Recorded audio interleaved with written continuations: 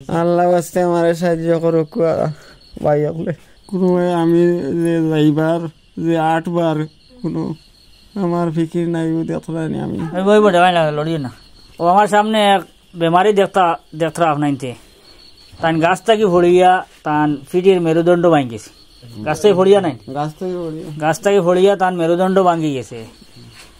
আমরা গাড়ি রাখিয়া প্রায় আরো 1 কিলোমিটার থেকে বেশ হইব আঠি আইছি গাড়ি আইছি বহুত জায়গা ভিতরে এই জায়গার নাম হইল গুসরগুল উত্তর ময়না এটা বহুত ভিতরে মানে মেন রোড থাকিয়া বা বহুত ভিতরে এটা আপনার তো হইয়া বুঝেন যেত না।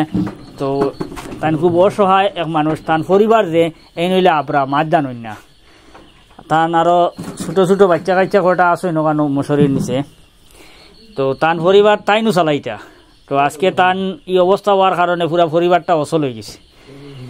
এখন টাকা পয়সার অভাবে চিকিৎসালয়ে কোনোবাই যাইতে পারছেন না। কোনো মানুষ গেছলাই নি কতবার?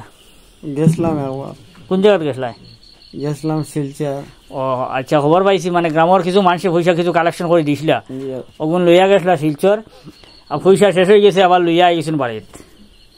তো এখন আপনারা কন্ডিশন দেখতরা আপনারা আগেও আমরা কইছি যারা একদম মানে ফিটসাল দেওয়ালো লাগি যায় এরা রুগী আমরা ভিডিও বানাই আর সহ দেখো ভিডিও দায়িত্ব চায় না।